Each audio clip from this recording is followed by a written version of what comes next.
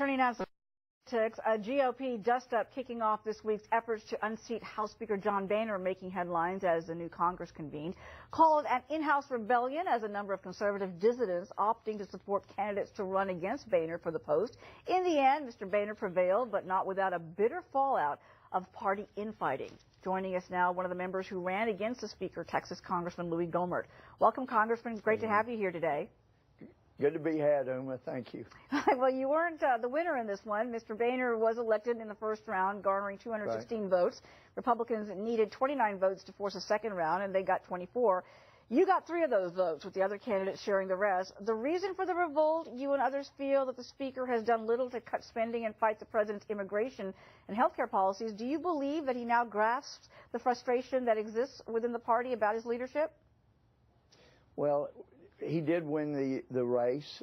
He was making some frantic calls on Tuesday morning because they realized, whoa, he stood a good chance of losing. They may say now they weren't worried, but they were sure making calls. But he won, and now the issue is moving forward. And by the way, I knew, I mean, I may look crazy, but Uma, I knew that when I stepped up, as I was urged to do by some of our little group, that I was going to make some of my colleagues mad, some of the other members of Congress. I knew that. And I knew that once I announced that chances were good I'd be the last person they would elect if we went back into a conference. But the goal was to get the votes that we needed to throw it to a second ballot, and if that didn't work, to a third. But somewhere between the second and third, we would have ended up having a conference, and at some point the Speaker would have realized that he couldn't win, and it wouldn't have been me.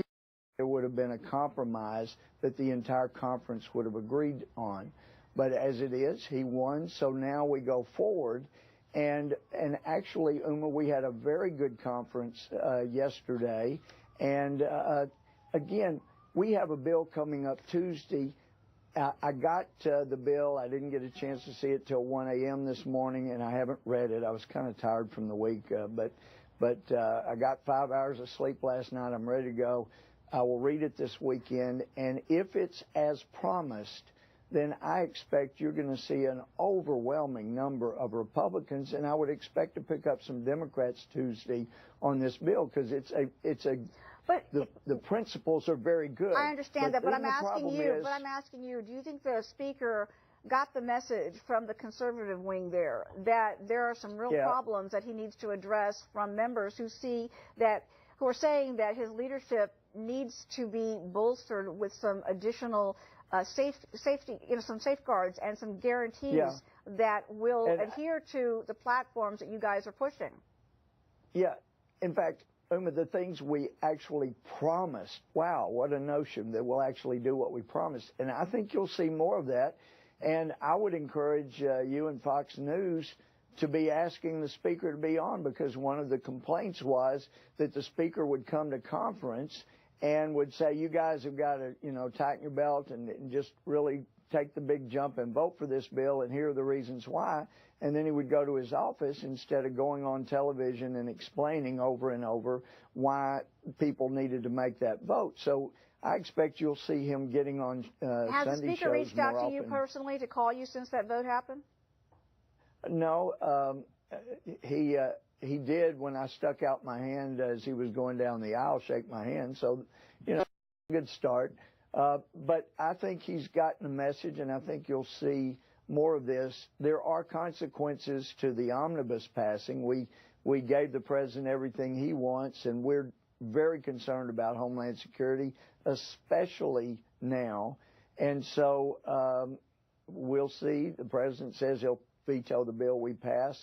And then Uma, that's where we'll have the real test of leadership, whether our leadership will help us stand our ground and fight for our Homeland Security that we need so desperately, or are they going to cave again? And I'm hoping that the Speaker got the message. Hey, that hope springs eternal. Even after a loss, you get up, you dust yourself off, and you move on. There and you I think we're ready to do that. Well, terrific. Thank you, Congressman, for joining us today. We really appreciate it. From the great state of Texas. Thank you, and it's always good to be with you. Tell the folks in Texas hi.